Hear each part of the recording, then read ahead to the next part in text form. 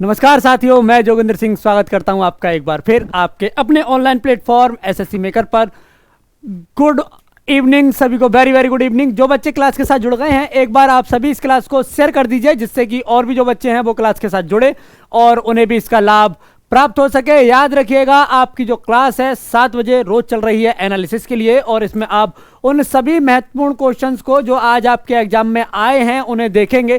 साथ में ये देखेंगे कि उससे और किस प्रकार के क्वेश्चंस आपके बन सकते हैं। ठीक है, तो इस क्लास को करते हैं शुरू। और यह है आपके सामने पहला क्वेश्चन, 42वें संविधान संशोधन 1976 में कौन सा नया अनुच्छेद जोड़ा गया। मैंने पहले ही कहा था इस तरह के क्वेश्चन आपके एग्जाम में फिर से आएंगे। फंडामेंटल ड्यूटी से क्वेश्चन आपके एग्जाम में आते हैं और बार बार आते हैं, बार बार पूछे जाते हैं। तो 42वें संविधान संशोधन 1976 में कौन सा नया अनुच्छेद जोड़ा गया है, तो यह जोड़ा गया है आपका अनुच्छेद 51A। अनुच्छेद 51A जो है इसमें जोड़ा गया है, तो यह आपको याद रखना है। ठीक है, साथ में आपको एक चीज और याद रखनी है, और वो ये है कि ये किससे संबंधित है। ये संबंधित है आपका फंडामेंटल ड्यूटी से। फंडामेंटल ड्यूटी किससे संबंधित है, तो याद रखिएगा फंडामेंटल ड्यूटी संबंधित है आपके संविधान के पार्ट 4A से। ठीक है, किससे? संविधान के पार्ट 4A से। इसे हमने किस देश से लिया है, तो यूएसएसआर से लिया है। अगर हम इसकी बात करते हैं कि और क्या क्या है इसमें, तो याद रखिएगा मतलब इसे स्वर्ण सिंह समिति, किसका? स्वर्ण सिंह समिति, इसके आधार पर जो है जो स्वर्ण सिंह समिति है इसके आधार पर जो है या इसकी सिफारिश पर हमने इसे इसमें जोड़ा है। ये आपको याद रखना है। जब ये जोड़े गए थे तब इनकी संख्या थी 10। जब ये फंडामेंटल ड्यूटीज जो हैं ये जोड़े गए थे तब इनकी संख्या थी 10। आज वर्तमान में जो इसकी संख्या है ये हो जाएगी आपकी 11। और ये जो एक जोड़ा है ये कब जोड़ा है, तो ये जोड़ा है 86वें संविधान संशोधन से, और ये जोड़ा है आपका 2003। क्या हो जाएगा? ये हो जाएगा आपका 2003। तो ये आपको याद रखना है। ठीक है, समझ गए? तो ये है आपका फंडामेंटल ड्यूटीज। याद रखिएगा पार्ट 1 में क्या है, तो इसमें है भारत तथा संघ राज्य क्षेत्र। पार्ट 1 में भारत एवं संघ राज्य क्षेत्र। ठीक है, पार्ट 2 में क्या है? पार्ट 2 याद रखिएगा आपका इसमें हो जाएगा आपका नागरिकता। क्या हो जाएगा? ये हो जाएगा आपका नागरिकता। पार्ट 3 की मैं अगर बात करता हूं तो इसमें क्या हो जाएगा, तो याद रखिएगा पार्ट 3 जो है इसमें हो जाएगा आपका मौलिक अधिकार यानी फंडामेंटल राइट। पार्ट 4 में क्या हो जाएगा, तो याद रखिएगा ये हो जाएंगे आपके डीपीएसपी। पार्ट 4A में आपका फंडामेंटल ड्यूटी। पार्ट 5 में आपका यूनियन यानी संघ। पार्ट 6 में आपका राज्य। तो ये आपको याद रखना। रेपो रेट और रिवर्स रेपो रेट में क्या अंतर है? बच्चों ने लिख के भेजा कि रेपो रेट से क्वेश्चन आया था, क्या आया था उन्हें नहीं मालूम।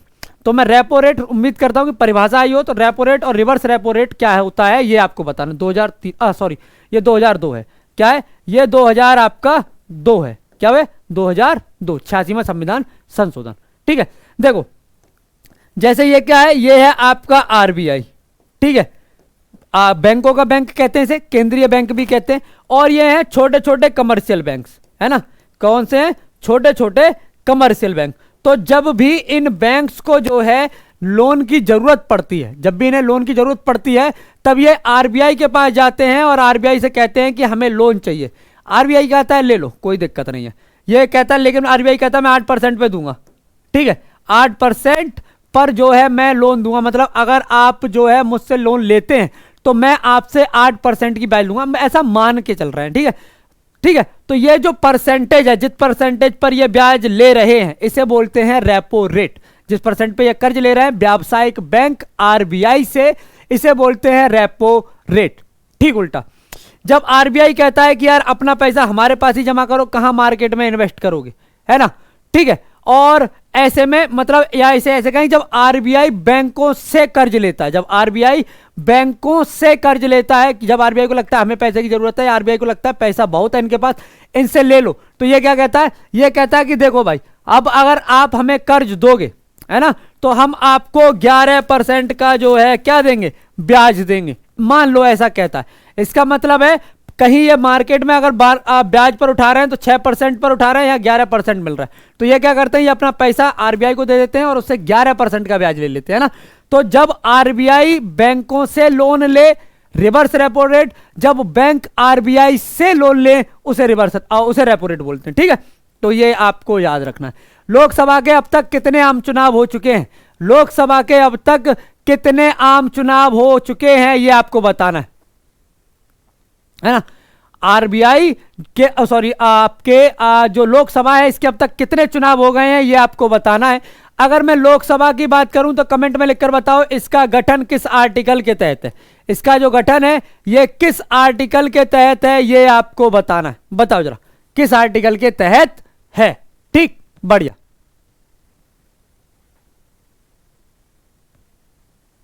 ठीक है ना। हाँ, कितना तो याद रखिएगा, ये आपके 17 हो चुके हैं, है ना। 17 भी हैं, 18वें होंगे आपके 2024 में। कितने? 17 हो चुके हैं। तो ये आपको याद रखना है। इसके गठन की मैं बात करूं तो इसका जो गठन है ये क्या हो जाएगा, ये हो जाएगा आपका आर्टिकल 81। क्या हो जाएगा? ये हो जाएगा आपका आर्टिकल 81। तो ये आपको याद रखना है। जलियांवाला बाग। अच्छा एक बात बताओ, लोकसभा तो हो गया, राज्यसभा कब है ना। और आपको बताना है पार्लियामेंट। क्या हो जाएगा? ये हो जाएगा आपका पार्लियामेंट। पार्लियामेंट का गठन, जो संसद है, इसका गठन किस आर्टिकल के तहत है जरा कमेंट में लिखकर बताओ। और इसमें कौन कौन शामिल है ये भी बताना है, और इसमें कौन कौन शामिल है ये भी आपको कमेंट में लिखकर बताना है। जलियांवाला बाग जो है ये कहां पर है, और जलियांवाला बाग हत्याकांड जो है ये कब हुआ था, जो मैस्कर है ये कब हुआ था, ये आपको कमेंट में लिखकर बताना है। ठीक है। अगर मैं राज्यसभा की बात करूं तो ये हो जाएगा आपका आर्टिकल 80, और अगर मैं इसकी बात करता हूं तो ये हो जाएगा आपका आर्टिकल 79। क्या हो जाएगा? ये हो जाएगा आपका आर्टिकल 79। तो ये आपको याद रखना है। ठीक है। जलियांवाला बाग जो है ये कहां पर है, ये है अमृतसर में। कहां है? अमृतसर। और अमृतसर कहां पर है, तो ये है पंजाब में। कहां पर है? अमृतसर है आपके पंजाब में। तो ये आपको याद रखना है। आगे, भारत का कौन सा पड़ोसी देश राष्ट्रमंडल खेलों का भाग नहीं है? भारत का कौन सा पड़ोसी देश है वो राष्ट्रमंडल खेलों का भाग नहीं है, ये आपको बताना है। तो याद रखिएगा कौन से देश हैं जो राष्ट्रमंडल खेलों के भाग नहीं है। तो इनमें से अगर मैं एक बात करूं, एक हो जाएगा आपका नेपाल। नेपाल नहीं है। अगर मैं बात करूं अफगानिस्तान, तो ये नहीं है। अगर मैं बात करता हूं आपका चाइना, तो ये नहीं है। अगर मैं बात करूं म्यांमार, तो ये नहीं है। अगर मैं कहूं भूटान, तो ये भी नहीं है। ये वो देश हैं जो क्या है, जो राष्ट्रमंडल यानी कॉमनवेल्थ जो गेम्स होते हैं उसके भाग नहीं है, उससे रिलेटेड या उसमें उस की सदस्यता इनके पास नहीं है। अच्छा, कमेंट में लिखकर बताओ सार्क के कंट्री कौन कौन से हैं। सार्क की कंट्री बताओ, साथ में बताओ सार्क का गठन कब हुआ है। ठीक है, क्या बताना है?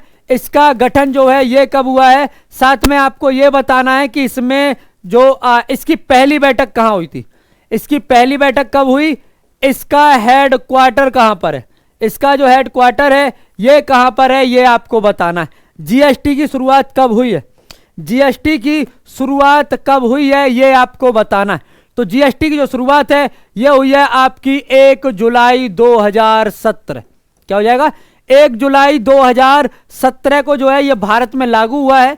भारत से पहले ये किस राज्य में लागू हुआ है, तो याद रखिएगा इससे पहले ये आसाम में लागू हुआ था। कब? 2016 में।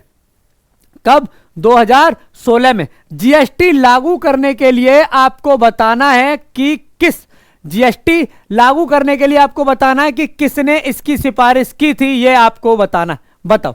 ठीक है। अच्छा, कंट्री कौन कौन सी है इसमें, तो याद रखिएगा इसमें जो कंट्री है, क्या कर रहा हूं, ठीक है, देखो अफगानिस्तान है, ठीक है, बांग्लादेश है, पाकिस्तान है, भारत है, नेपाल है ना, और आपका मालदीव है और श्रीलंका है। ठीक है। तो ये आपको याद रखना कितनी है, 8 है। ठीक, और भूटान भी है। ठीक है। अच्छा, गठन कब हुआ है इसका, तो याद रखिएगा 1985 में पहली बैठक हुई है इसकी ढाका में। ढाका कहाँ है? बांग्लादेश में। हेडक्वार्टर है इसका काठमांडू में। कहां पर? काठमांडू में। कहां पर? काठमांडू में जो है इसका हेडक्वार्टर है। तो ये आपको याद रखना है। आगे आगे आपका ये आयात पर नियंत्रण करने के लिए उपयुक्त कारक है। आयात पर नियंत्रण करने के लिए उपयुक्त कारक कौन सा है ये आपको बताना है। बताओ जरा क्या हो जाएगा। ठीक, बहुत अच्छे।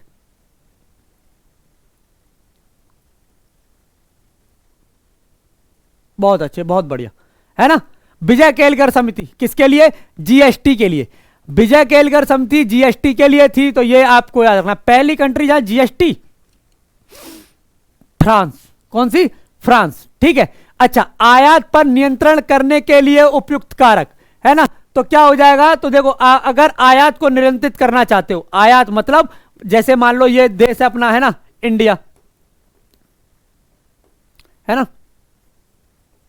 ये क्या है? ये अपना देश है इंडिया। ठीक है। आयात मतलब यहां से खरीदना। आयात मतलब खरीदना। अगर इस पर नियंत्रण लगाना चाहते हो कि लोग खरीदें कम और बेचें ज्यादा, तो उसके लिए क्या करना पड़ेगा? उसके लिए पहले तो आपको आयात, जो आयात कर रहे हो इस पर क्या करना पड़ेगा? आयात पर टैरिफ, यानी कि जो टैरिफ कर हैं ये लगाने पड़ेंगे, है ना। टैरिफ जो है, टैरिफ या कोटा वगैरह जो है ये क्या करने पड़ेंगे? टैरिफ कर जो है इस पर लगाना पड़ेगा। मतलब ये एक उपाय है। मतलब आप क्या करोगे? लोग बाहर से खरीदें, उन्हें लग रहा होगा सस्ता है, बाहर से खरीदें, हम इस पर टैक्स लगा देंगे। टैक्स लगा देंगे, जितना ज्यादा टैक्स लगाएंगे उतनी ही ज्यादा ये महंगी हो जाएगी। और इसकी जगह लोग बाहर से खरीदने की जगह जो भारत में होगा उसी को खरीदेंगे। ठीक है। बुद्ध चरित किसकी रचना है? आपको बताना है जो बुद्ध चरित है ये रचना किसकी है। जो बुद्ध चरित है ये रचना किसकी है ये आपको कमेंट में लिखकर बताना है। किसकी रचना है? तो याद रखिएगा ये अश्वघोष की रचना है। किसकी? अश्वघोष की जो है ये रचना है। और अश्वघोष किसके दरबार में थे? तो ये कनिष्क के दरबार में थे। किसके दरबार में थे? ये कनिष्क के दरबार में थे। कमेंट में लिखकर बताइए जो कनिष्क हैं, है ना, इनके समय में कौन सी बौद्ध संगति हुई है। याद रखिएगा जो कनिष्क हैं इन्होंने चीन पर हमला किया था। पहली बार हमला करने पर ये हार गए थे, दूसरी बार जब इन्होंने हमला किया तब ये जीत गए थे। ये आपको याद रखना है। ठीक है। अच्छा, एक चीज और याद रखिएगा, कनिष्क हैं वो जिस जो ने मतलब रेशम मार्ग, जिस पर जो रेशम मार्ग है जिनका पूरा कंट्रोल था किसका? कनिष्क का, है ना। चाइना का भी हिस्सा इनके साम्राज्य में इंक्लूड था। तो ये आपको याद रखना है। इनके समय में संगति कौन सी हुई थी? तो याद रखिएगा इनके समय में संगति हुई है फोर्थ। कौन सी? फोर्थ संगति इसके समय में हुई है। तो ये आपको याद रखना है। ठीक है। कहां पर हुई है? तो ये हुई है कुंडलबन में। कुंडलबन कहां पर है? तो ये हो जाएगा आपके कश्मीर में। क्या हो जाएगा? यही हो जाएगा आपके कश्मीर में। तो ये आपको याद रखना है। तीसरी कहां हुई है? दूसरी कहां हुई है? पहली कहां हुई है? किसके समय काल में हुई है? ये आपको कमेंट में लिखकर बताना है। ठीक, चलिए आगे। सिक्किम का लोक नृत्य क्या है? क्या पूछ रहा है? पूछ रहा है सिक्किम का जो लोक नृत्य है ये कौन सा है। तो देखो इसके कुछ लोक नृत्य हैं। जैसे अगर मैं बात करूं एक याकछाम की, किसकी? याकछाम। तो ये है। इसके अलावा मैं बात करूं तो एक मारुनी नाच है। क्या है? मारुनी नाच। इसके अलावा याद रखिएगा एक होता है आपका सिंधी छाम। क्या? सिंधी छाम। और भी बहुत से हैं पर ये तीन हैं, याद रखिएगा सिक्किम के। कहां के? ये तीन जो हैं ये हैं सिक्किम के। तो ये आपको याद रखना है। ठीक है। चलिए बहुत अच्छे। पहली बौद्ध संगति जो है ये हुई है आपका अजातशत्रु के समय पर, है ना। अध्यक्षता की थी महाकश्यप ने। दूसरी हुई है कालाशोक के समय पर, और पहली हुई थी राजगृह में। दूसरी हुई है कालाशोक के समय पर। जगह कौन सी है? तो याद रखिएगा ये हुई है आपकी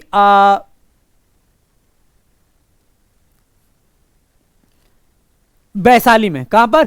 वैशाली में। और अध्यक्षता की थी शुभकामी ने। तीसरी कहां हुई है? तीसरी हुई है अशोक के समय में और पाटलिपुत्र में। चौथी मैंने बताई, इसकी अध्यक्षता की थी वसुमित्र और अश्वघोष दोनों ने। ठीक है। ओडिशा में नववर्ष किस त्योहार के रूप में मनाते हैं? तो उड़ीसा में जो नववर्ष है यह मनाया जाता है आपका किस मतलब कौन सा त्योहार है? तो वो है आपका नुआखोई या नुआखोई। हाँ, क्या हो जाएगा? नुआखोई। खो या खाई, ऐसा कुछ करके नाम है। ये कहां पर है? ये मनाया जाता है आपका उड़ीसा में, यहां से इसका नववर्ष शुरू होता है।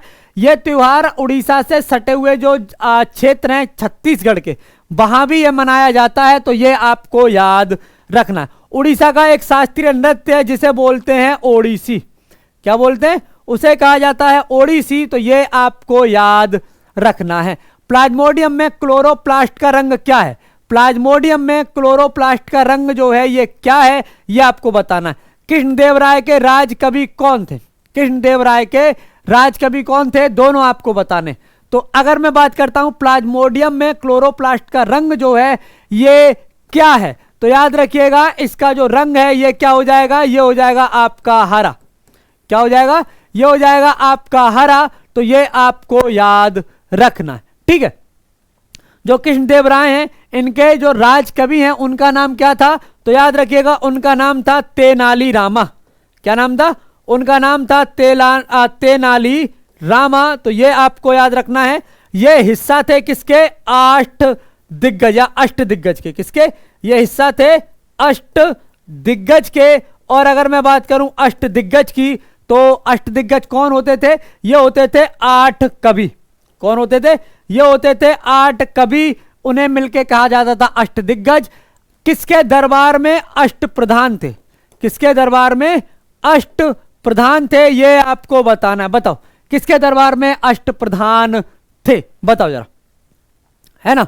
अच्छा, हाँ एक बात और बताओ, कृष्णदेवराय जो है इन्होंने कौन कौन सी पुस्तकें लिखी हैं? तो याद दो याद रखिएगा। एक होती है जाम्बवती कल्याणम, जाम्बवती कल्याणम, ठीक है। और एक हो जाएगी आपकी एक और है, क्या नाम है उसका यार? आमुक्त माल्यत। क्या नाम है? एक हो जाएगा आपका आमुक्त माल्यत। बेटा ये वो क्वेश्चन है जो बच्चों को याद रह गए हैं। इसके अलावा भी बहुत से क्वेश्चन होंगे जो आपके एग्जाम में आए होंगे। ठीक है। तुम चाहते हो कि एग्जामिनर अपना लेवल बढ़ा दे ताकि तुम क्वेश्चन ना कर पाओ, है ना। अच्छी बात है बेटा, है ना। और ये जो अष्ट प्रधान है ये किसके में थे? तो ये शिवाजी महाराज के में जो है दरबार में थे, तो ये आपको याद रखना। इनका जो शासन था ना हिंदू पादशाही, ये प्रेरित था किससे? ये प्रेरित था कृष्णदेवराय से। किससे? कृष्णदेवराय से। याद रखिएगा कृष्णदेवराय का जिक्र बाबर ने अपनी जो आत्मकथा है तुजुक-ए बाबरी उसमें लिखा, उसमें किया है। उसने सिर्फ 2 हिंदू राजाओं का जिक्र अपने आत्मकथा में किया है। एक है राणा सांगा और एक हो जाएंगे आपके कृष्णदेवराय। कृष्णदेवराय को उसने उस समय के तत्कालीन भारत के सबसे ताकतवर राजा के बारे में बताया, सबसे ताकतवर राजा बताया है, तो यह आपको याद रखना। संगीत नाटक अकादमी की शुरुआत कब हुई? संगीत नाटक अकादमी की अगर हम बात करें कि इसकी शुरुआत हुई कब है, तो याद रखिएगा इसकी जो शुरुआत है यह हुई है आपकी 1952 में। कब? 1952 में। अच्छा, नेशनल स्कूल ऑफ ड्रामा, ये इसकी स्थापना कब हुई? और यह एक निकाय, स्वतंत्र निकाय के रूप में कब विकसित हुआ है, यह आपको कमेंट में लिखकर बताना है। ठीक है। अच्छा, सेकंड एक करा, सेकंड शिफ्ट का एक क्वेश्चन दिखा दो, मान जाऊंगा। नहीं दिखाते जाओ, चलो करो, बताओ। अलग ही लोग है ना। कौन सा खेल बटरफ्लाई शब्द से जुड़ा है? तो अगर मैं बात करूं बटरफ्लाई शब्द से जुड़ा है तो यह हो जाएगा आपका स्विमिंग, है ना, तैराकी। क्या हो जाएगा? तैराकी जो है यह शब्द जो है इससे जुड़ा है बटरफ्लाई शब्द। कौन सा? जो बटरफ्लाई शब्द है वो इसी से जुड़ा है। ठीक है। नहीं, हम कुछ नहीं समझे, है ना। हम कहां कुछ जानते हैं। सागर, दिमाग खराब है तुम्हारा।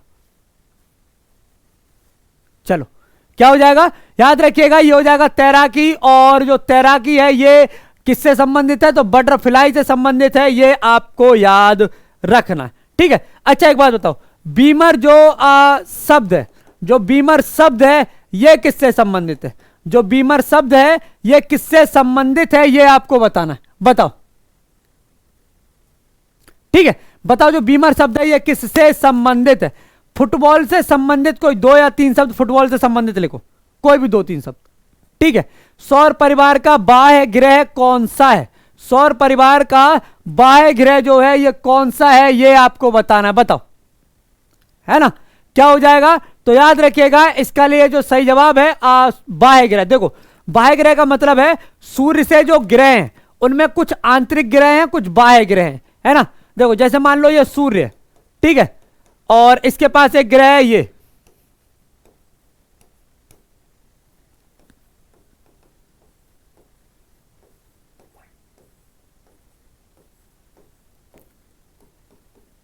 है ना, ये ग्रह हैं। अब इन पर ध्यान से दो, है ना। ध्यान क्या देना है, ध्यान ये देना है कि अगर बीच में क्या है, बीच में जो मंगल है और जो बृहस्पति है, इसके बीच में क्या है, इसके बीच में क्षुद्र जो ग्रह हैं इनकी बेल्ट है, जो क्षुद्र ग्रह जो हैं इनकी बेल्ट है। इससे पहले के जो ग्रह हैं इन्हें कहा जाता है आपका आंतरिक ग्रह। क्या हो जाएगा,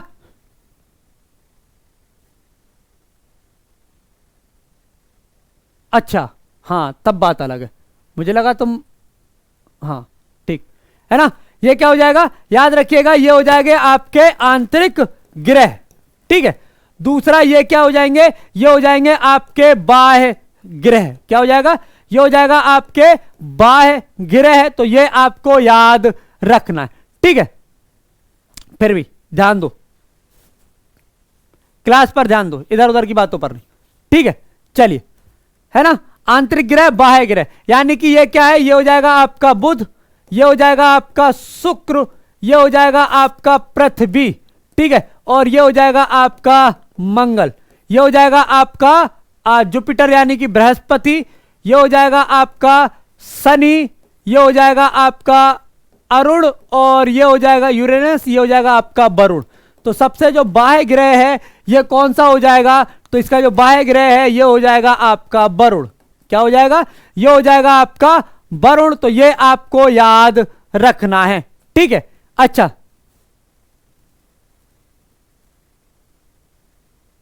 अच्छा तो इंतजार करो, थोड़ा थोड़ा सा सब्र करो, चलो। अच्छा, फुलदेव त्योहार किस राज्य से संबंधित है, अगर बात करें हम फुलदेव त्योहार जो है ये किस राज्य से संबंधित है, तो याद रखिएगा ये संबंधित है उत्तराखंड से। उत्तराखंड की राजधानी क्या है, कमेंट में लिखकर बताओ। और जो उत्तराखंड है इसका कोई लोक नृत्य अगर आपको पता है तो आपको कमेंट में लिखकर बताना, ठीक है। गुलाबों सपेरा किस नृत्य से जुड़ा हुआ है, कुछ बच्चों ने लिखकर भेजा गुलाबों सपेरा ये किस नृत्य से जुड़ा हुआ है, तो याद रखिएगा ये जुड़ा हुआ है आपका किससे, तो याद रखिएगा ये जुड़ा है आपका कालबेलिया से। किससे, कालबेलिया से ये जुड़ा है, तो ये आपको याद रखना है। कालबेलिया कहां का लोक नृत्य है, बताओ।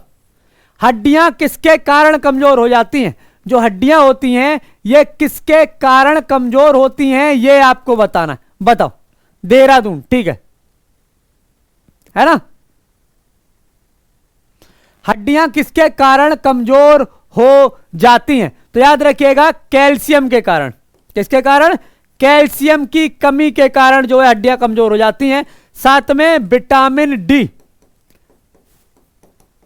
है ना, विटामिन डी, इसकी वजह से क्या होती है, इसकी वजह से हड्डियां कमजोर हो जाती हैं। कई बार सुना होगा ना तुमने, जैसे कि कहते हैं ना कि यार धूप में बैठा करो विटामिन डी मिलेगी, हड्डियां मजबूत होती हैं, सुना है ना।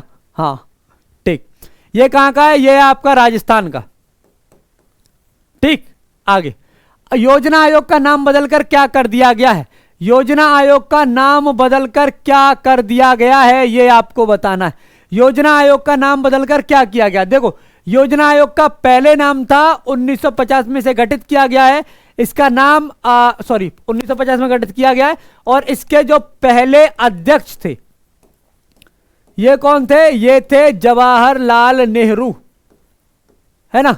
और अगर मैं बात करूं पहले उपाध्यक्ष की, किसकी, अगर मैं बात करूं पहले उपाध्यक्ष की, तो ये कौन थे, तो याद रखिएगा जो पहले उपाध्यक्ष थे ये थे गुलजारी लाल नंदा।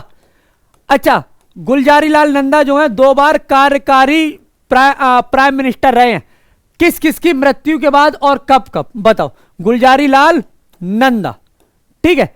अगर मैं बात करूं इसके अंतिम लास्ट उपाध्यक्ष की, तो क्या हो जाएगा, ये हो जाएगा आपका मोंटेक सिंह अहलूवालिया। मोंटेक सिंह आहलू बालिया, तो ये आपको याद रखना है। ठीक है, इसका नाम बदल के क्या कर दिया गया है? इसका नाम बदल के कर दिया गया है नीति आयोग। क्या कर दिया गया है? नीति आयोग। इसमें नीति की फुल फॉर्म क्या है? कमेंट में लिखकर बताओ। नीति की फुल फॉर्म क्या है? ये आपको कमेंट में लिखकर बतानी है। बताओ नीति की फुल फॉर्म क्या हो जाएगा? ठीक, 1 जनवरी 2015 को इसका गठन हुआ है। कब? 1 जनवरी 2015 को। 1 जनवरी 2015 को इसका क्या हुआ है? गठन हुआ है। तो ये आपको याद रखना है। ठीक है, चलिए, है ना, बढ़िया। अच्छा, एक बात बताओ, नीति आयोग के पहले सीईओ और जो पहले उपाध्यक्ष हैं और पहले अध्यक्ष कौन है? बताओ, है ना। आगा खां कप किससे संबंधित है? तो याद रखिएगा, आगा खां कप जो है ये हॉकी से संबंधित है। किससे? हॉकी से जो है ये संबंधित है। पर अगर मैं बात करूं आगा खां गोल्ड कप, किसकी? अगर मैं बात करूं आगा खां गोल्ड कप, अगर मैं इसकी बात करता हूं तो ये फुटबॉल से संबंधित है। किससे? फुटबॉल से। गोल, पेनल्टी, है ना, और किक, ये सभी इसी से संबंधित है। किससे? फुटबॉल से संबंधित शब्द है। अगर मैं बात करूं बीमर शब्द की, किसकी? अगर मैं बात करता हूं बीमर शब्द की, तो जो बीमर शब्द है ना, ये क्रिकेट से संबंधित है। किससे? National institute for transforming India. ये क्या है? ये नीति की फुल फॉर्म है। किसकी? NITI नीति की। राज्य का उच्च सदन को क्या कहते हैं? जो राज्य का उच्च सदन है उसे कहते क्या है? ये आपको बताना है। जैसे राज्यसभा, केंद्र में उच्च सदन को राज्यसभा कहते हैं, निम्न सदन को लोकसभा कहते हैं। कहां पर? केंद्र में, है ना। इसी तरह से राज्य में एक होता है उच्च सदन, एक होता है निम्न सदन। किन किन राज्यों में, ध्यान से सुनो, किन किन राज्यों में उच्च सदन है, यह आपको बताना है। किन किन राज्यों में उच्च सदन है, यह आपको कमेंट में लिखकर बताना है। ठीक है, अच्छा, राज्य का अगर उच्च सदन की बात करूं तो उसे क्या बोलते हैं? उसे बोलते हैं राज्य विधान परिषद। क्या बोलते हैं? मतलब विधान परिषद बोलते हैं। राज्य मैंने आगे लिख दिया है, चलो छोड़ देते हैं इसे। क्या हो जाएगा? इसे क्या कहते हैं? इसे कहा जाता है आपका विधान परिषद। इसका गठन कैसे कर सकते हैं? तो संसद के द्वारा, और इसे समाप्त भी संसद के द्वारा ही किया जा सकता है। ठीक है, किसी भी राज्य में अगर विधान परिषद नहीं है और वो विधान परिषद बनवाना चाहता है तो उसे संसद के पास जाना होगा। अगर उसके पास विधान परिषद है और वो चाहता है कि वो समाप्त हो, और या फिर मैं ये कहूं कि विधान परिषद को जो समाप्त कर सकता है वो सिर्फ और सिर्फ जो है, ये कौन समाप्त करता है? ये करता है आपका संसद। कल का पेपर बेटा, कल पेपर ही कहां हुआ था? अजीब हो, है ना। मृत सागर की सीमा किस देश की है?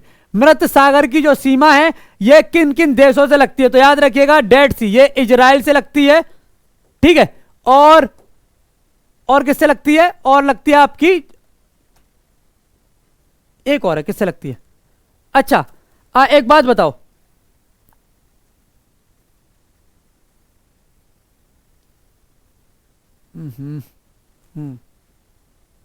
और क्या और पास वहां डेड सी के?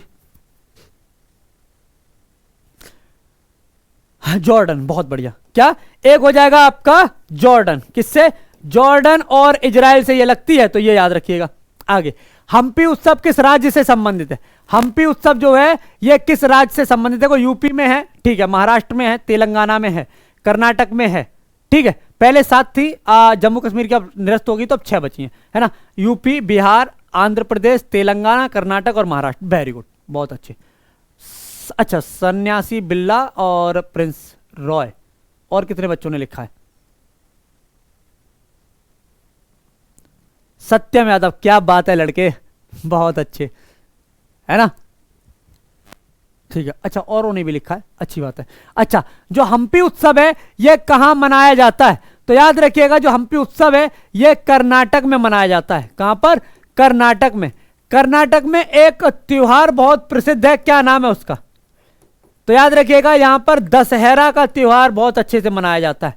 दशहरा का त्योहार बहुत अच्छे से मनाया जाता है। अच्छा, एक बात बताओ, यक्षगान की अगर मैं बात करूं, किसकी?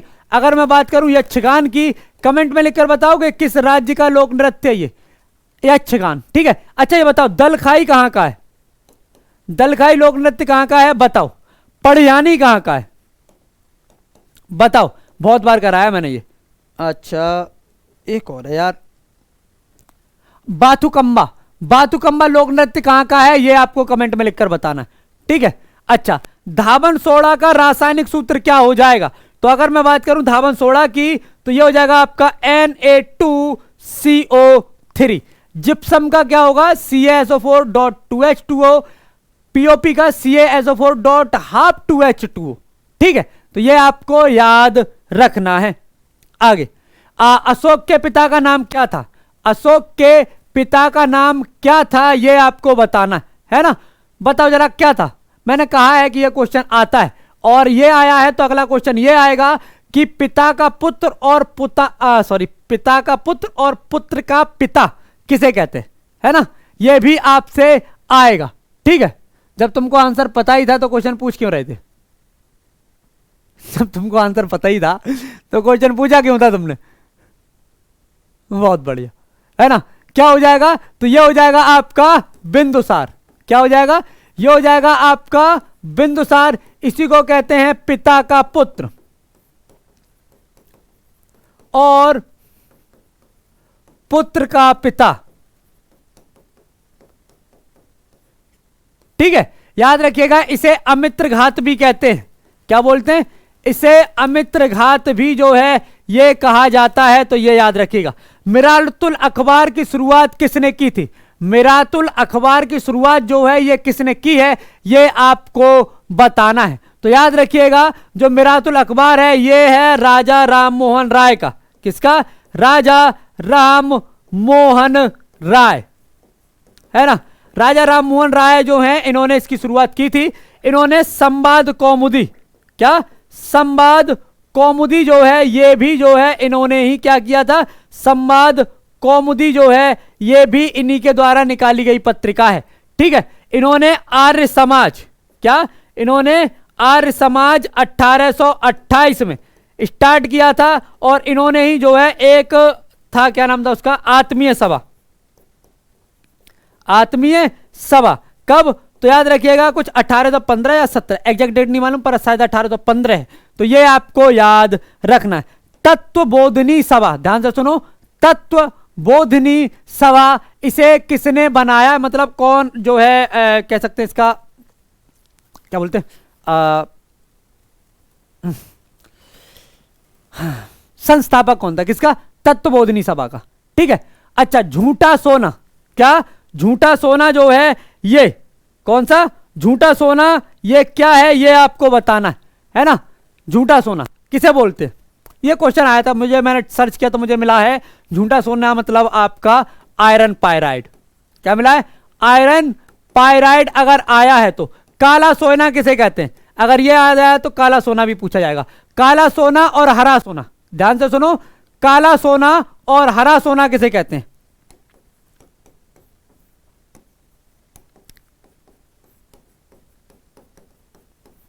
और हरा सोना किसे किसे कहा जाता है ये बताना है ना। आगे ब्रिटिश ईस्ट इंडिया कंपनी की स्थापना कब हुई? ब्रिटिश ईस्ट इंडिया कंपनी की स्थापना कब हुई? किसके शासन काल में हुई है? हुई कब है और किसके शासन काल में हुई है ये भी आपको बताना है। बताओ जरा कब हुई है? तो ये हुई है 1600 में। कब हुई है? ये हुई है 1600 में। कौन सी क्वीन थी जब ये हुई है ये आपको बताना है। भारत में शासक कौन था उस समय? तो याद रखिएगा भारत का उस समय शासक था अकबर। कौन था? भारत का उस समय शासक था आपका अकबर। तो ये आपको याद रखना है। ठीक है, देवेंद्रनाथ टैगोर तत्वबोधिनी सभा, वेरी गुड, है ना।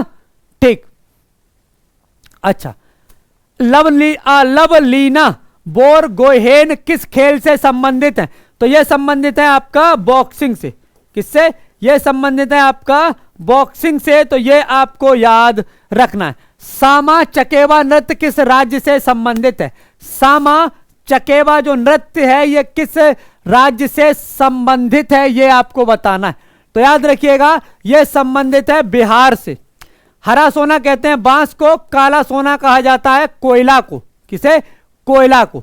ठीक है, अच्छा, जो सामा चकेवा नृत्य है ये किस राज्य से संबंधित है?